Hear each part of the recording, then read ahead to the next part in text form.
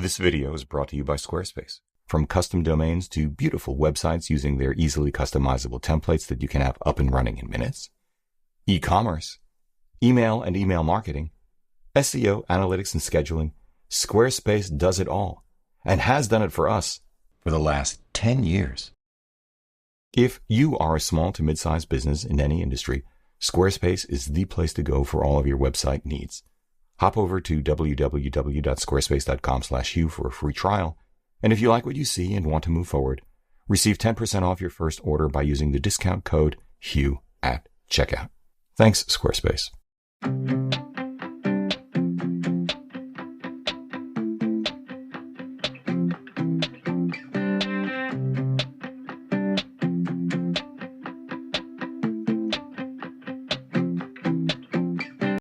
Hey everybody, I'm Hugh Brownstone for Three Blind Men and an Elephant, and this video is going to be relatively short because I understand precisely what it is I'm seeing in Sony's, well, it was a month ago now, recently released $2,900 2.5 kilo FE 400-800 f6.3 to f8 super telephoto zoom lens. Short enough anyway that I threw in a cold opening, which was a non sequitur, but so entertaining to me that I thought, at one level, the FE 400-800 f6.3 to f8 is just what I'd expected it to be. Across the board, from the usual plethora of physical controls to image quality, build quality, autofocus speed, weather sealing, value, and a slower variable maximum aperture than one might want, which nonetheless is the critical compromise necessary to deliver the total package. This lens is about as good as it gets for what it is. For all intents and purposes in the real world, as good and for the most part better than its closest competitors either within or outside of the Sony lens ecosystem, which is today the widest and deepest in the world. It doesn't actually have any direct competitors, but hold that thought. What's fascinating and surprising is that we should consider an alternative that most of us would not consider a competitor at all. Sigma's utterly brilliant, $100 less expensive at $2,800, 1.5 kilo, 500 millimeter f5.6 prime. So let's talk about that first. Claudia and I took both lenses out to our usual super telephoto test scene, 1 mile as the crow flies across the East River to the Chrysler Building in Midtown Manhattan. An atypical use case to be sure, but we do this for the following reasons. A, we are neither wildlife shooters nor sports shooters, the two primary scenarios for which this lens is clearly designed. B, we are street photographers, and this is one of our favorite urban landscape settings. C, this particular test, nonetheless, does a superb job of finding real-world differences, gated by real-world considerations that simply don't exist in studio scenes like atmospheric conditions. And D, it gives us a database which allows us to compare lenses over years, except when the weather doesn't do what we want. Anyway, here's what we found. 1, somewhat to my surprise, I didn't notice any difference in autofocusing speed, accuracy, or assuredness between the Sony and the Sigma, which is high praise indeed for the Sigma. Achieving Sony levels of autofocus is quite something. Then again, my subject was stationary. I was using pinpoint autofocus. It doesn't get more stationary and solid than the Chrysler Building. Any differences I might have found shooting sports or wildlife would, I suspect, be primarily attributable to the fact that I had the Sigma mounted on our Leica SL3 61 megapixel sensor, the Sony mounted either to our 61 megapixel A7R5 or A7CR, also both 61 megapixels. Although the Sony cameras have notably better autofocus than the SL3's for sports and wildlife, Sony's A9 III arguably better still for the purpose when one adds a maximum burst rate of 120 frames per second, courtesy of its global shutter. 2. But then there's this. The sharpness of the 400 to 800 zoom at 500 was within margin of error of the Sigma Prime. Not quite as sharp, but stupid high magnification. A stunning result. Let's pause for a moment and let that sink in.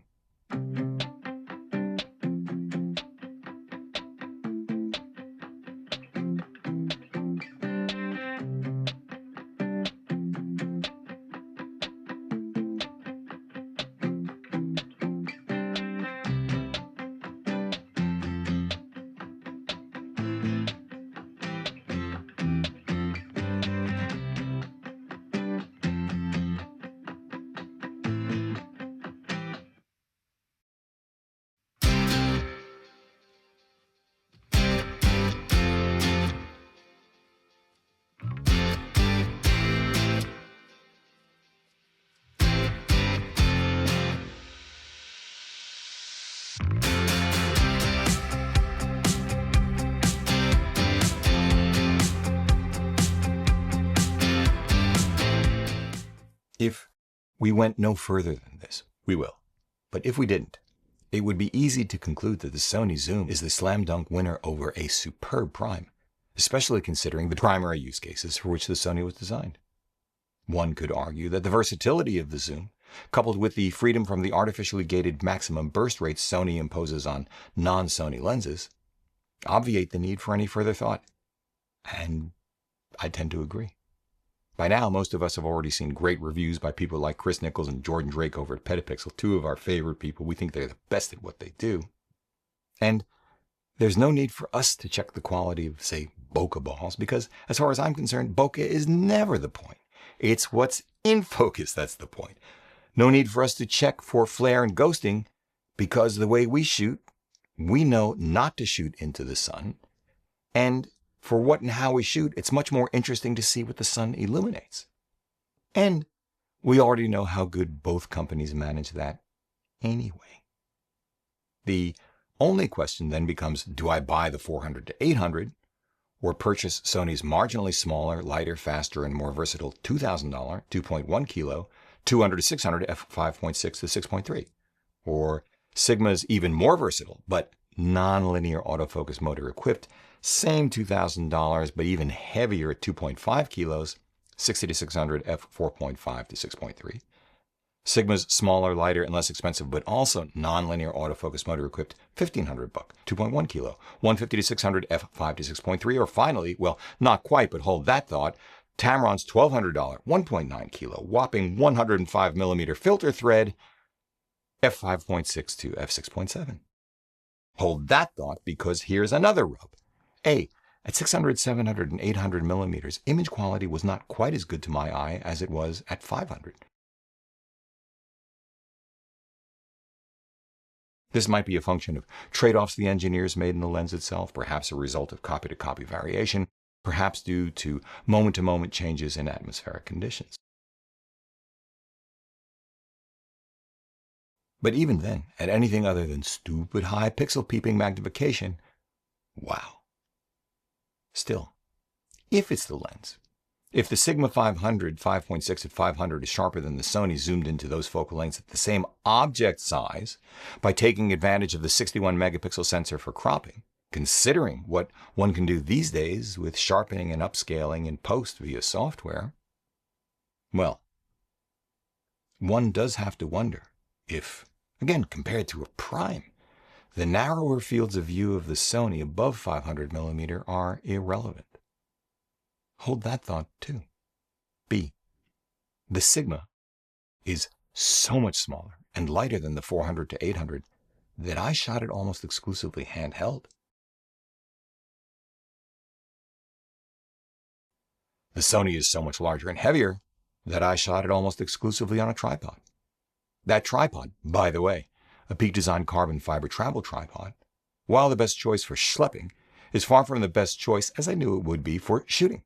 I set the shutter to electronic and shutter delay to a full 12 seconds so that there was sufficient time for the camera and lens to settle down after I gently, with consistent pressure, tripped the shutter. C. These differences in size and weight are quite material when one considers international travel especially, although, hey, if you don't mind checking it for the cargo hold, once you've landed and are out on the plains of the Serengeti in a Land Rover Defender, who cares? D. There is, however, also this. By 500 millimeters, the Sony's maximum aperture is 7.1, leading me to double the ISO compared to the Sigma's constant f5.6. Technically, it's 2/3 of a stop difference, but I'd set the ISO increments to one full stop. At the, once again, stupid high magnification I had to use to discern differences, I saw that even a one-stop change in ISO did affect image quality. Not by much. Not at normal viewing distances, but it was quite real. E. Perhaps a more material difference would manifest itself when one chooses to double the shutter speed rather than halve the ISO. And that one stop is precisely the difference between the Sigma Prime wide open at 5.6 and the Sony wide open racked out to the full 800 millimeters. All of which leaves us where precisely? I'll start here before going further afield. 1. If you are a sports or wildlife shooter, pro or enthusiast, who needs the versatility of a long super zoom, doesn't need a wider field of view than what it offers, shoots in good light, and is comfortable with the additional schlepping of a good tripod or monopod, the 400 or 800 should be at the top of your short list. The smaller maximum apertures are likely to be an issue for you otherwise, but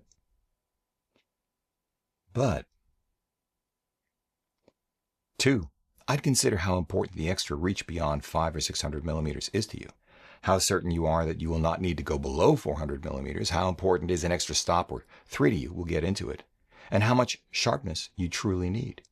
You can get smaller, faster, lighter, wider, and or less expensive by looking closely at every other lens I've already mentioned, but I'd look most closely at Sony's 200 to 600, Tamron's 150 to 500, and Sigma's 60 to 600.